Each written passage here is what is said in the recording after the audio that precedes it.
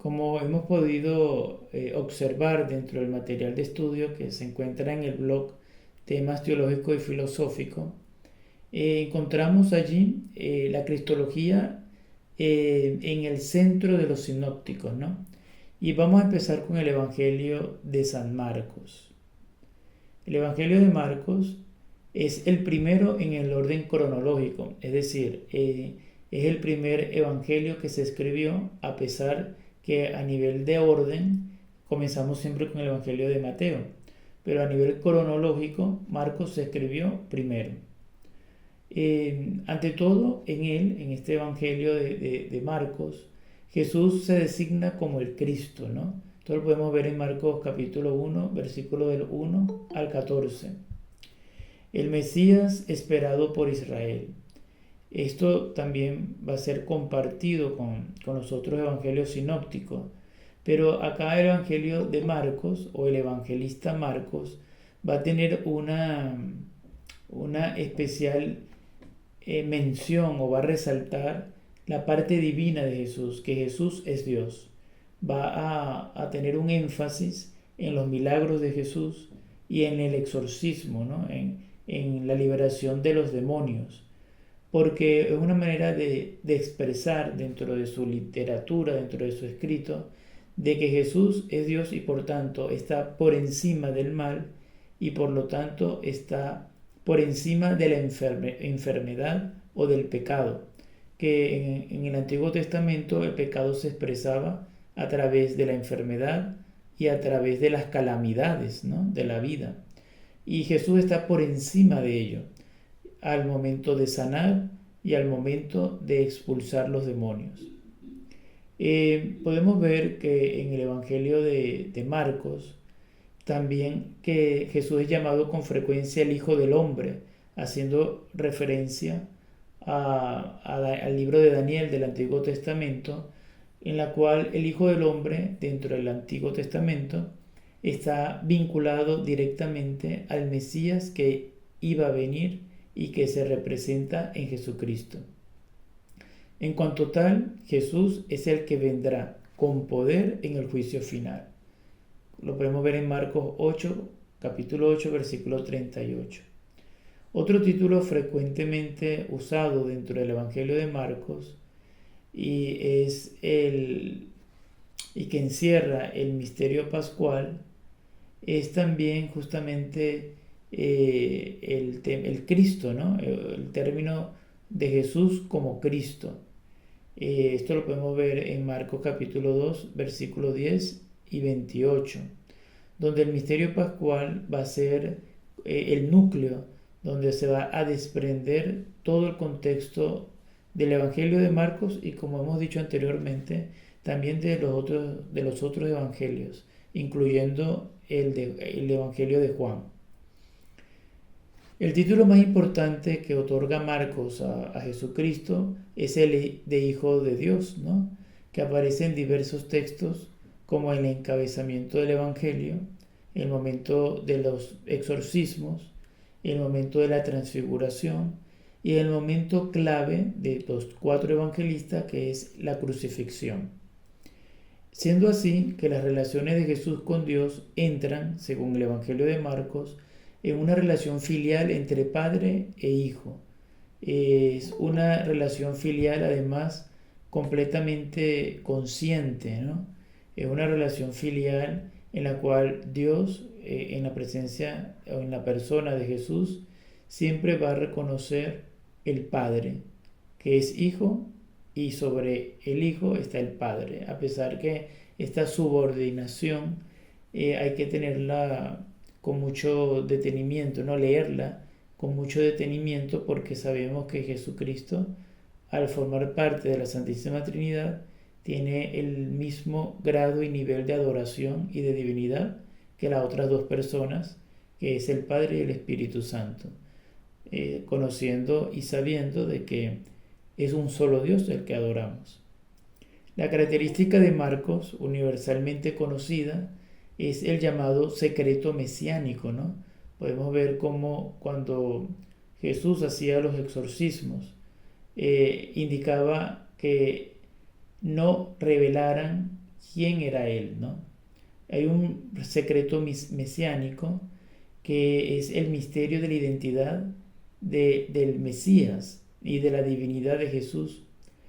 Fíjense que la tentación ocurre en el medio del desierto, Jesús en todo momento, primero que no establece un diálogo con el demonio. Y el demonio, dentro de su debilidad, de su limitación, porque el demonio, a pesar que es un ángel, al pecar quedó también limitada su conciencia. Y se muestra a través de las tentaciones que le colocaba a Jesús, también con cierta ignorancia, ¿no?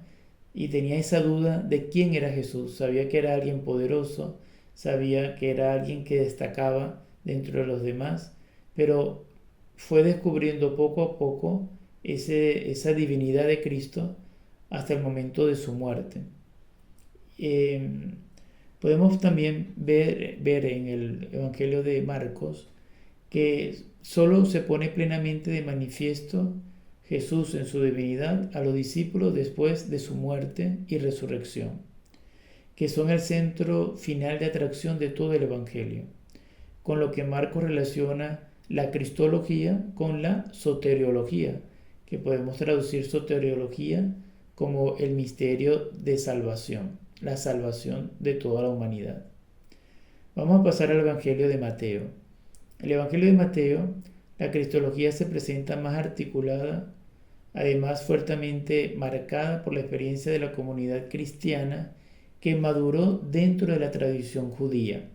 Por tanto, el destinatario del Evangelio de Mateo van a ser los judíos. Ese es el motivo de que cuando comienza el Evangelio de Mateo, hablan sobre la genealogía de Jesús, quién eran los antecedentes de Jesús, porque Mateo quiere precisar que Jesús proviene de la descendencia de David, porque se sabía dentro de la tradición judía que el hijo de David, el hijo del hombre, término que también usa Daniel, el profeta Daniel, venía de esa estirpe del reino del rey David. Y cuando Mateo comienza a dar esa genealogía, vincula a Jesucristo con la estirpe de David, indicando al pueblo judío que él es el Mesías, que Jesús es el Mesías prometido al pueblo de Israel. También podemos ver en Mateo que se designa al Hijo, a Jesucristo, como el Hijo que tiene una relación única con el Padre. En esto recordamos también esa relación filial que establece San Marcos. Y si bien en este Evangelio, en el de Mateo, falta la intención de definir la personalidad de Jesús en un plano más metafísico, ontológico, incluso divino, igualmente siempre se le va a establecer como Hijo de Dios y siempre se le va a colocar dentro de esa línea divina en cuanto es el Mesías que ha de venir, ¿no? ¿Por qué? Porque todas las categorías bíblicas de Hijo de David, Hijo del Hombre y Mesías solamente se pueden referir a Dios.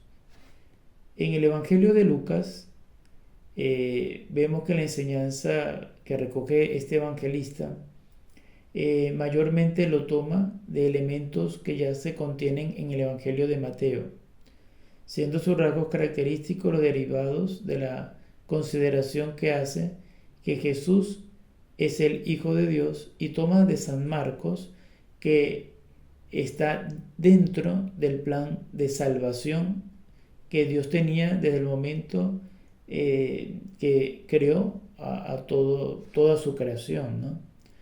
Jesús aparece en Lucas como una culminación de la espera del Antiguo Testamento, pero también como un nuevo periodo, como un principio de una historia salvífica que se vuelve a presentar como nueva, como una nueva alianza dentro del pueblo judío. La historia salvífica se explica toda ella a partir, no propiamente del nacimiento de Jesús o desde su muerte, sino desde la resurrección. Jesús, a través de la resurrección, establece una nueva historia salvífica para la humanidad. Solo el encuentro con el resucitado aclara el sentido de todas las escrituras. Esto lo podemos ver en Lucas capítulo 25, versículo 45. Y por tanto se establece la misión como un elemento importante en la cristología. Cristo vino para cumplir una misión, no solamente para dar el culmen de la revelación dada ya al Antiguo Testamento, sino también para emprender una nueva tarea que es la salvación de todos los hombres a través del conocimiento de la resurrección de Cristo. Por eso cuando se predica y se evangeliza, nuestro principal contenido o centro de la evangelización tiene que ser la resurrección de Jesús. Naturalmente Lucas también emplea títulos tradicionales, ¿no? Subraya además la bondad de Jesús. Se habla que Lucas es el evangelio o el evangelista de la misericordia, porque a través de sus escritos, dentro de su evangelio, insiste en la misericordia con los pecadores, le gusta contar escenas de perdón y subraya la ternura de Jesús con aquellas personas más vulnerables, como son los pobres y los más humildes, como los niños, por ejemplo, como las mujeres, como la viuda. Jesús es imagen del Padre, de un Padre infinito e inesperadamente misericordioso. Recordemos que esto también es algo nuevo dentro de la teología o conocimiento religioso judío. Ya viendo estos tres evangelistas que son los sinópticos, vamos a entrar un momento a ver la cristología de San Pablo.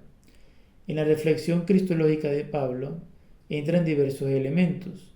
Principalmente es la revelación que Jesús hace dentro de su misma persona, es decir, para Pablo Jesús, él mismo es la revelación, él mismo es el evangelio, el mismo Jesús en su persona comprende toda la fe católica cristiana, ¿no? La aportación de la tradición eclesial es otro elemento que toma Pablo, y también además da una cristología homogénea, ¿no?, en tres movimientos. El primer movimiento es la enseñanza de que solamente se puede lograr la salvación a través de Jesucristo. Y solamente la iglesia primitiva, es decir, las primeras comunidades, podían conseguir ese momento soteriológico, ese momento salvífico, en cuanto conocían y aceptaban que Jesús era Dios. Luego está el acontecimiento pascual, ¿no?, que es el segundo movimiento en la cristología de San Pablo. Para él el centro es la resurrección. De él es la frase que si no creemos en la resurrección, vacía es nuestra fe. Nuestra fe se sostiene es por el acontecimiento pascual, es decir, por la resurrección de Cristo. Y el tercer momento de la cristología de San Pablo se refiere a la parusía. ¿Qué significa parusía? Es la segunda venida de Cristo. San Pablo establece a través de sus cartas y de su cristología que ese mismo Jesús que parte al Padre resucitado volverá para justificar definitivamente a toda la creación. No porque su muerte haya sido incompleta, sino porque nuestros procesos son distintos. Jesús al resucitar pasa a un plano eterno donde hay una salvación definitiva, pero nosotros, como estamos todavía vivos en este plano terrenal, donde estamos atrapados en un espacio y en un tiempo, necesitamos una espera para poder encontrarnos con el resucitado. Esta espera puede darse a través del juicio final, ¿no?, un juicio definitivo en el cual ya no va a haber más tiempo ni espacio, y un juicio particular que se da al momento en que nosotros pasamos por el tránsito de la muerte, ¿no? Por tanto, la participación del creyente se da en dos líneas. se da en la línea de que somos justificados en Cristo, porque Él murió por nosotros, y en la línea en la cual nosotros nos debemos a la resurrección, es decir, a estar en tensión, en una espera constante para recibir a Cristo de una manera resucitada, ¿no? Entonces, pues, podemos decir que San Pablo presenta a Jesucristo también como preexistente junto al Padre. En San Pablo vemos cómo destaca la naturaleza divina de Jesús igual como la de Dios Padre. A pesar de ello, también vemos cómo Jesús se presenta en la teología de San Pablo como aquel que se hace hombre, es decir, hay un anonadamiento, hay una kenosis, ¿no? Hay vamos a decir que se despoja de la dignidad de Dios para hacerse hombre y toma la condición de siervo, obedeciendo a la voluntad de Dios Padre hasta el momento de su muerte, es decir, una obediencia que implica asumir la cruz, por la cual Dios luego lo resucita y lo proclama Señor, como lo dice Filipenses capítulo 2 versículos 6 al 11. Este Cristo es además imagen del Dios invisible y es engendrado antes que toda criatura. Entonces vemos cómo la teología de San Pablo va prácticamente a crear la estructura de lo que tenemos y de lo que creemos hoy como cristología. En cuanto a los títulos cristológicos, recordamos los más importantes. Pablo llama a Jesús Señor, que sería Kyrios en griego, y le reconoce como el nombre por encima de todo nombre, como lo dice en Filipenses capítulo 2, versículo del 9 al 11, y también le da el título de Hijo de Dios. Finalmente, para terminar esta parte de San Pablo, señalamos que en cuanto al valor de los títulos del Señor y de Hijo de Dios, no solo significan la filiación eterna, que para San Pablo es la preexistencia de Jesús, sino que también de una manera indirecta siempre va a establecer la divinidad. Es decir, nunca hay una duda de que Jesús es Dios.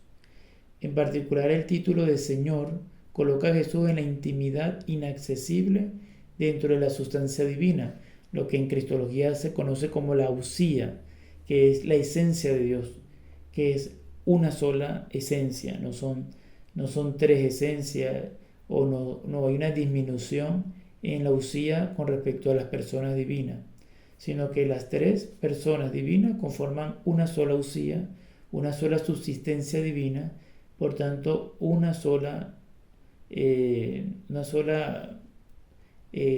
vamos a llamarlo unidad con respecto a Dios, que es trino pero siempre uno. Y por tanto, por eso se habla de la preexistencia, porque no es que Jesús existió después de la creación del hombre, sino que Jesús y el Espíritu Santo ya estaban previamente existentes antes de cualquier creación posible. Por último, vamos a tocar el Evangelio de Juan. La cristología de San Juan Evangelista, constituye, vamos a decir, que la cima del desarrollo doctrinal del Nuevo Testamento. ¿Por qué? Porque el Evangelio de Juan fue escrito ya casi 100 años después de la muerte de Jesús. Es decir, es el escrito apostólico más cercano que tenemos nosotros a nivel de la historia, ¿no? Es un evangelio original porque presenta una continuidad con las cartas de Pablo y también busca una continuidad o coherencia con los evangelios sinópticos.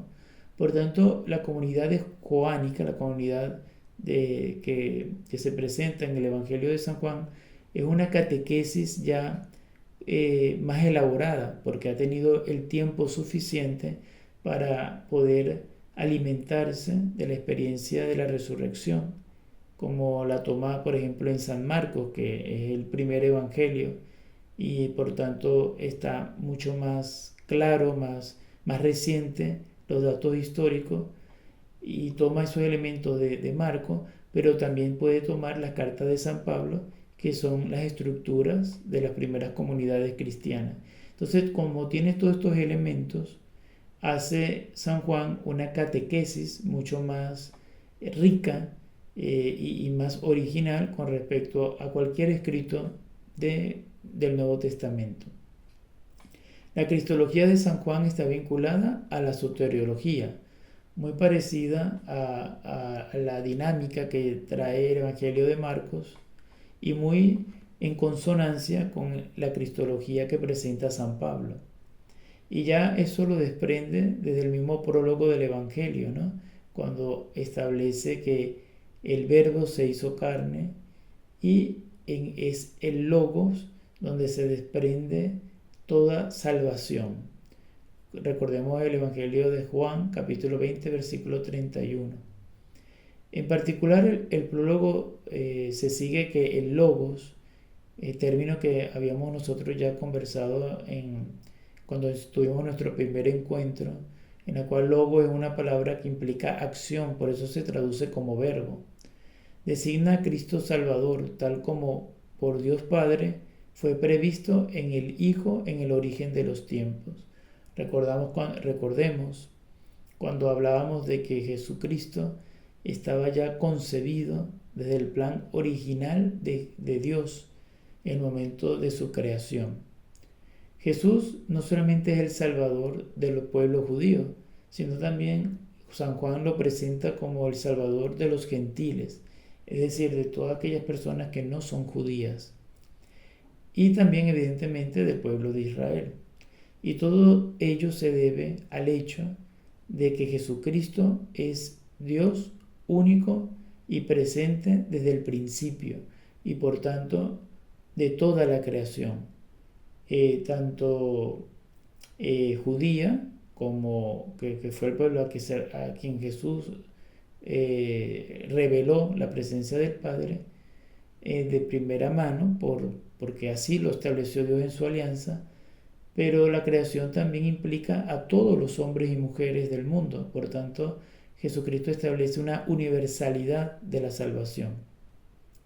El evangelista Juan aplica a Jesús muchos títulos y lo va tomando de la tradición del Antiguo Testamento.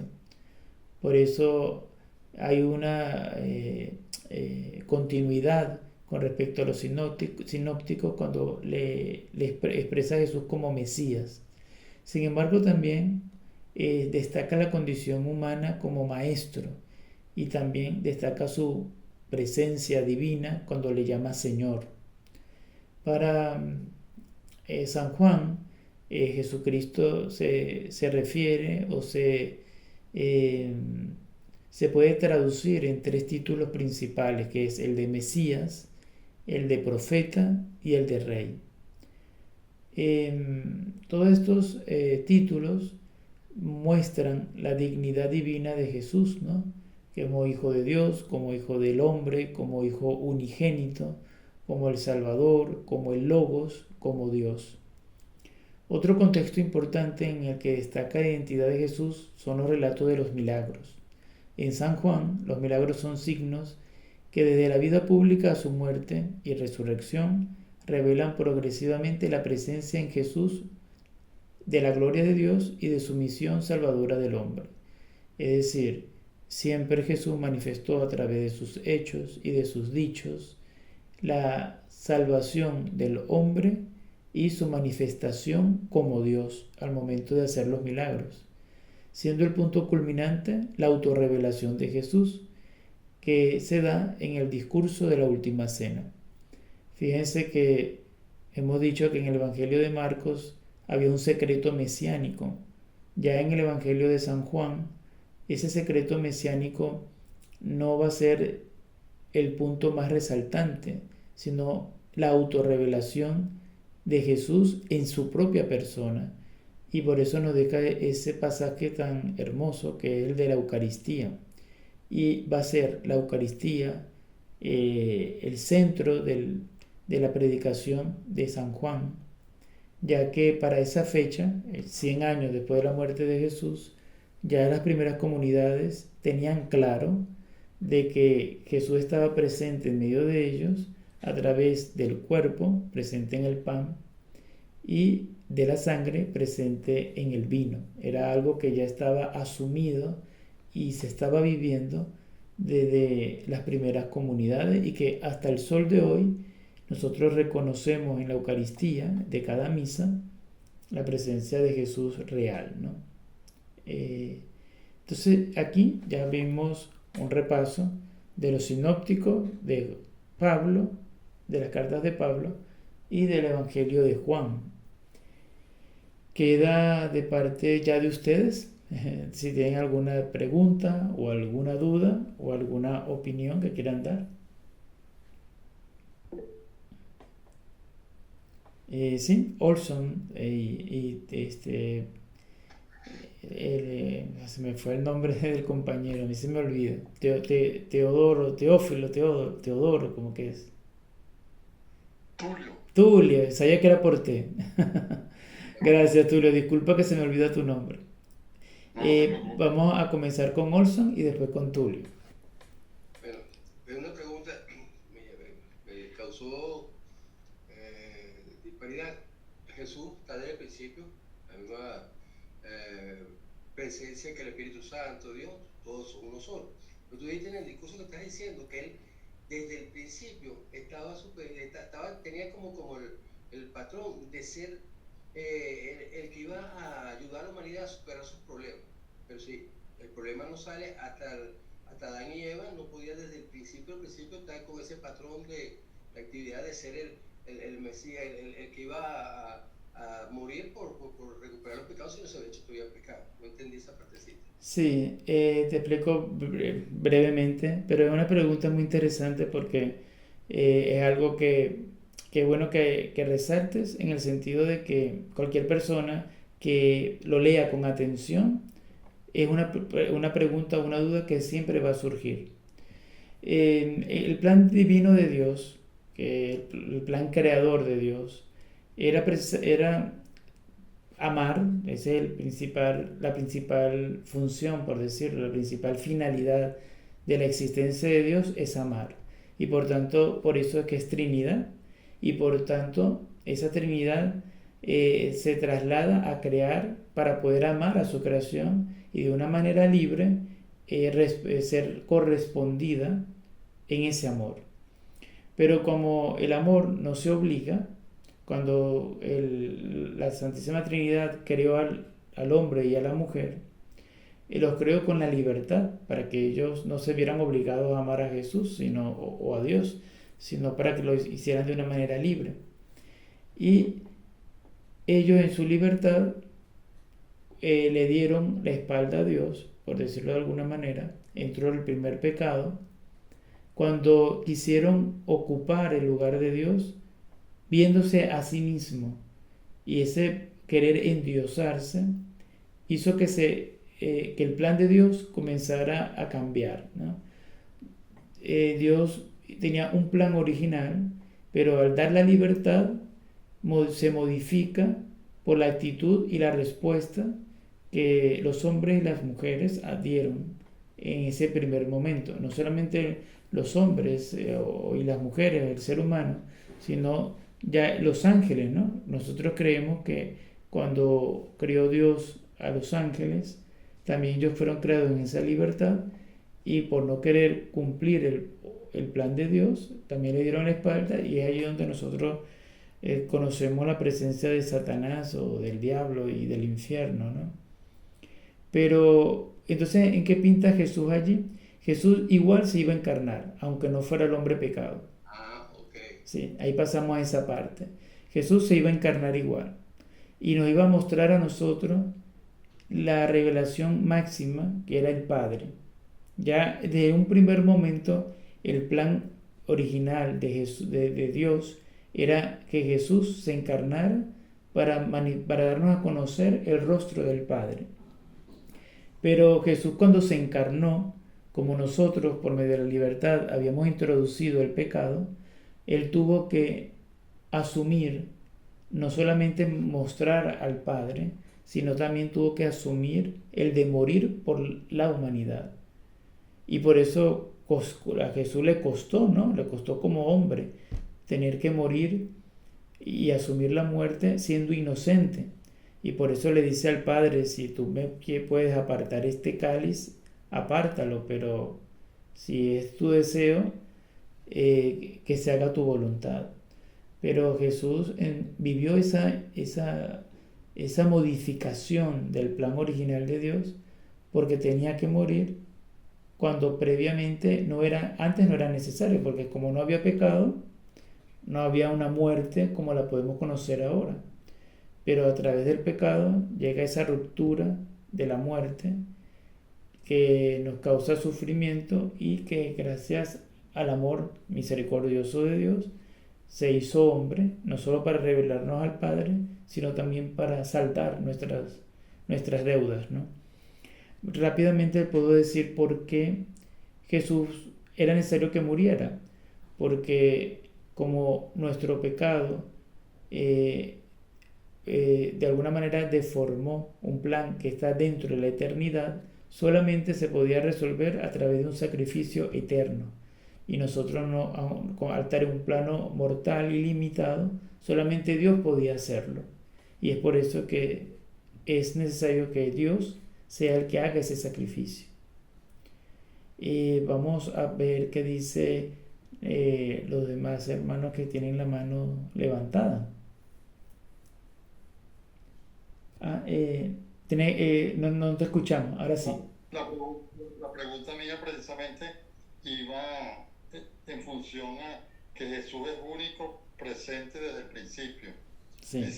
También me soltó la duda, porque por supuesto que antes que nosotros nacemos ya todo estaba previsto, cómo íbamos a ser y cómo íbamos a ser concebidos y cómo íbamos a nosotros ser nuestra vida a pesar de nuestro libre albedrío, pero sabía exactamente de qué familia veníamos y toda nuestra descendencia y ascendencia. Ahora bien, el pecado original, si Dios, el creador, ¿verdad?, que creó a toda la naturaleza, creó a Adán y Eva, él debería de haber estado preconcebido de que iban a cometer el pecado, de que viendo la magnitud de la premonición que tiene Dios para saber lo que va a suceder, ya él sabía que Adán y Eva a ser pecadores, ¿verdad? Y por supuesto que ya él tenía en su mente qué iba a suceder con Jesús, y por eso es que el Antiguo Testamento siempre habla de lo que iba a suceder en el Nuevo Testamento. Entonces, pienso que en el fondo sí estaba preconcebido a Jesús dentro del proyecto de vida de la creación del mundo, pues, así como también estaba previsto la posibilidad de que Adán y Eva cometieran el pecado original. Sí. Eso por un lado, ¿verdad? Uh-huh. Ahora, por otro lado, una duda que siempre yo he tenido es que si en la nueva alianza Jesús vino a absorber los pecados, porque los pecados en el Antiguo Testamento se heredaban de generación en generación, y aun cuando la persona no fuera pecadora, si los padres eran pecadores, le recaían sobre su descendencia todos los pecados. Jesús, con su muerte y el sacrificio que hizo, borró esos pecados. Ahora, si borró esos pecados, el pecado original también no lo borró. O sea, no deberíamos de estar también saldados por el pecado original, y ya esa naturaleza pecaminosa debería haber sido absuelta para nosotros. Sí, el problema con respecto al pecado, ¿no?, es que nuestros primeros padres nacieron o fueron creados con los dones preternaturales, es decir, perfectos, ¿no? Que podían ver a Dios cara a cara. Pero su pecado hizo que se modificara, quedara herida la naturaleza del ser humano, ¿no? Y nosotros heredamos el pecado original no como un pecado personal, propio, sino lo heredamos en cuanto nuestra naturaleza quedó herida, ¿no? Y tenemos lo que se llama la concupiscencia, que es como una inclinación a la debilidad, a hacer el mal. Y, y claro, eso se puede traducir como que Jesús perdona nuestros pecados y los perdona totalmente, pero hace falta ese voto de confianza, de que nuestra naturaleza humana, ofrecerla a través del bautismo para que Jesús restablezca esa herida, ¿no? No tanto porque nosotros no hayamos cometido el pecado de nuestros padres, sino como reconocimiento de que a través de ese pecado quedamos heridos y necesitamos la gracia santificante de Dios. Entonces cuando nos acercamos al bautismo, estamos reconociendo que somos débiles, que tenemos una concupiscencia que se traduce como inclinación al mal y que necesitamos constantemente de esa gracia. Además que cuando nos bautizamos, no solamente quedamos limpios ante los ojos de Dios, sino que ya podemos decir que nos incorporamos totalmente a la iglesia.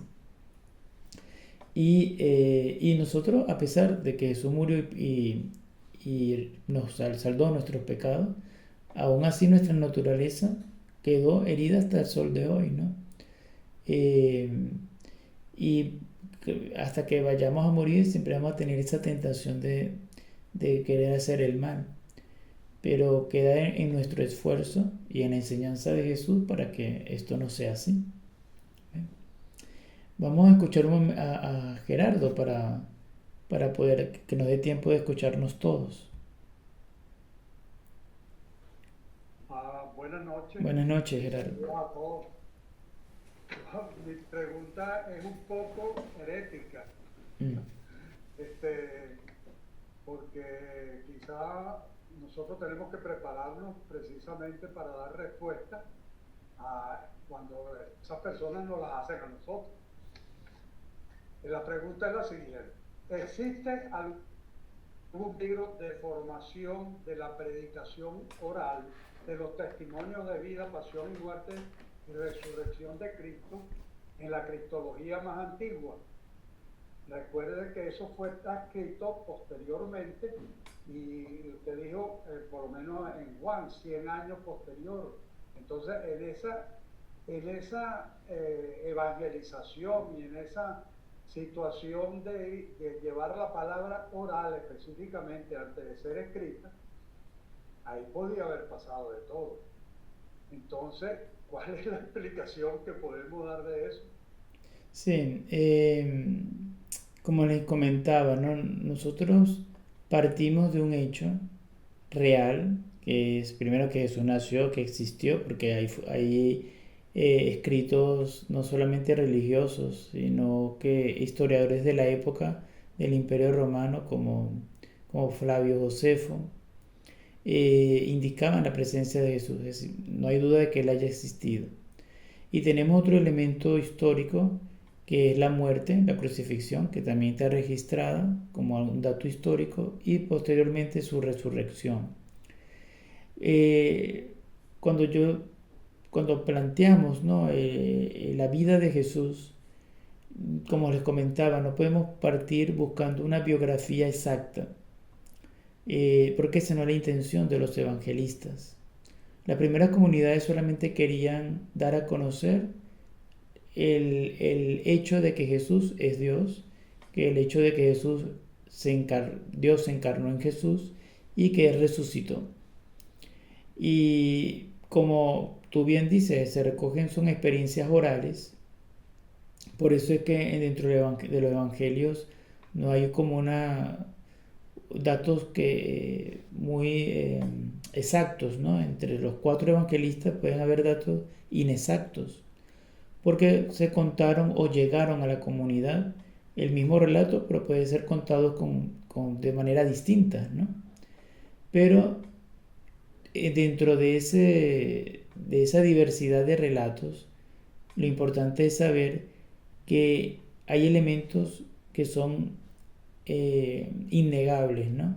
Que es que Jesús resucitó, que Jesús murió por cada uno de nosotros y que sus enseñanzas van desde la práctica del amor, por las bienaventuranzas, por la misericordia, como lo plantea Lucas, y nosotros no vamos directamente en la búsqueda de hechos que comprueben que que sean históricos en el sentido de que cuándo sucedieron. Nosotros no, como cristianos, al leer la Biblia no nos preocupamos por ello. Lo que nos preocupamos es comprender el mensaje las primeras comunidades tratan de transmitirnos, ¿no? Recordemos nuevamente de que los evangelios es una expresión de fe de las comunidades, no es directamente de Jesús. Nosotros lo que estamos es escuchando y percibiendo la primera experiencia de las comunidades. Ahora, ¿que es palabra de Dios? Sí, es palabra de Dios. Que el Evangelio es Cristo, el Evangelio evidentemente es Cristo. Y Jesús se presenta tan real en la Eucaristía como se presenta tan real en los Evangelios. La Sagrada Escritura es tan palabra y tan cuerpo de Cristo como su misma presencia eucarística, ¿no? Pero se vale, la fe se vale de estos elementos no precisos. En la Biblia hay muchos elementos que no son precisos, pero que sí tienen un elemento de fe, ¿no? Y vamos a escuchar a Yomar para ver qué nos comenta. Muchas gracias. De nada, Gerardo. Buenas noches. Hay un elemento interesante en Daniel.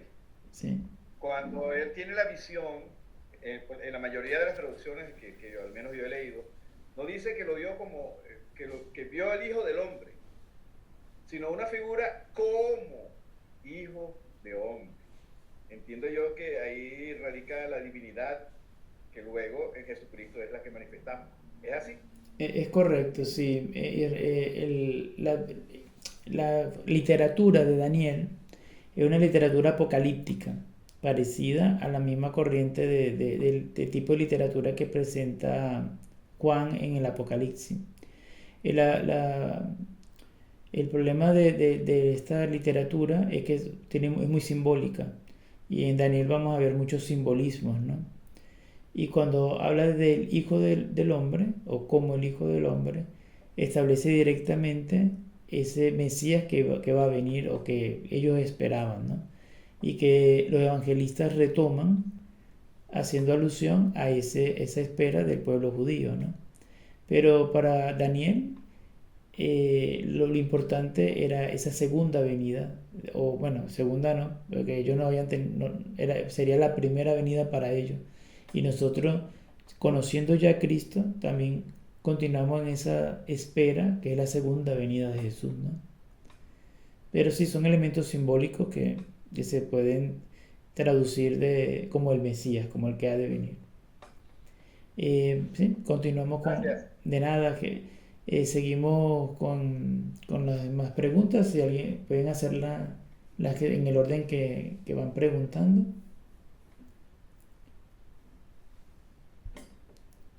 Creo que allí no, está Oscar, porque está Teófilo, ahora no me recuerdo cómo. Vamos a escuchar a Oscar y después a otra persona. Creo que da tiempo como para una segunda persona. Hola Ronald, ¿cómo estás? Muy bien, saludos, Oscar. Buenas noches.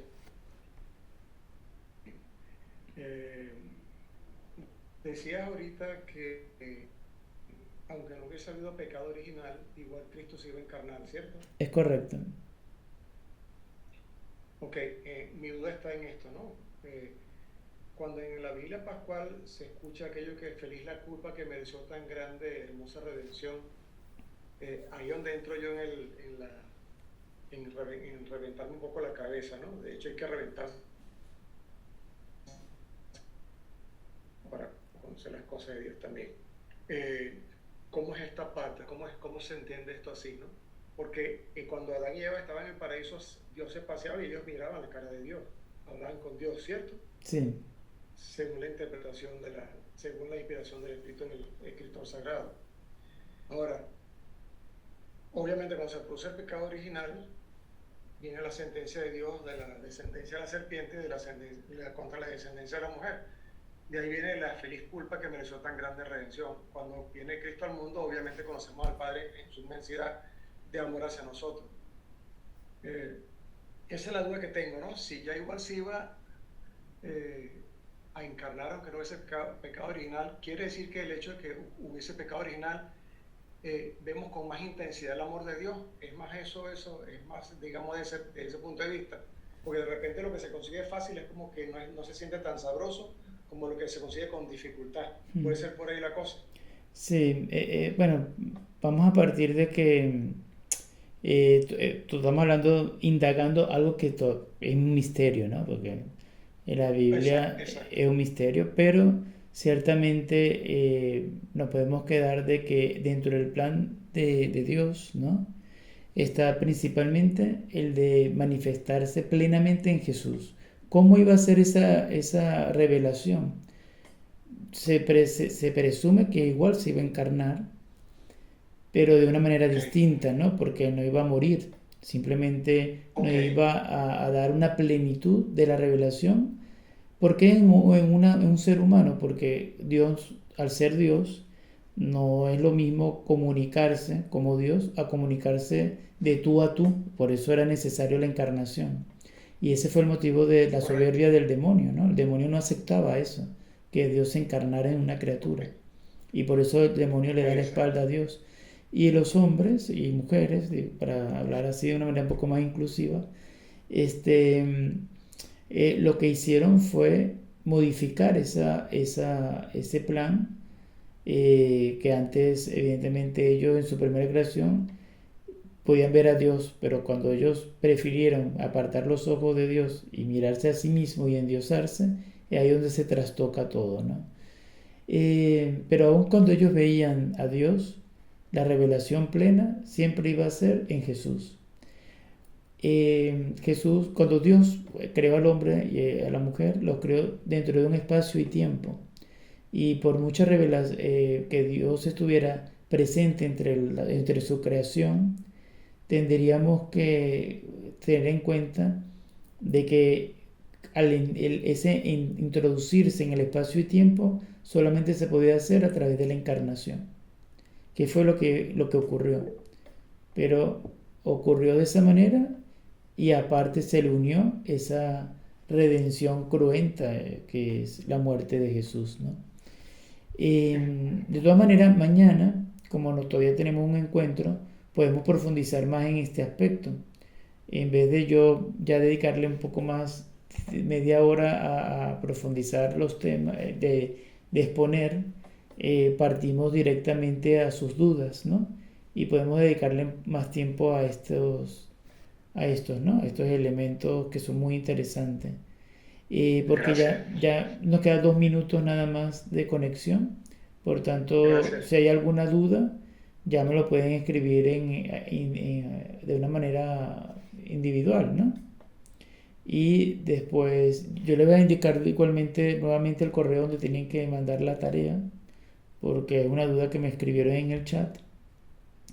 Queda una duda de Marianela, pero tengo, Marianela, apenas 1 minuto. Va a ser difícil que hables. Pero si quieres me la puedes escribir en privado y luego la coloco. Bueno, ya creo que ya en cualquier momento se acaba esto y muy contento de volver a estar con ustedes. Y mañana nos vemos y aclaramos esas dudas que quedaron pendientes. Entonces, que tengan buenas noches. Buenas noches, profe. Muchas gracias. Hasta luego. Buenas noches. Bye.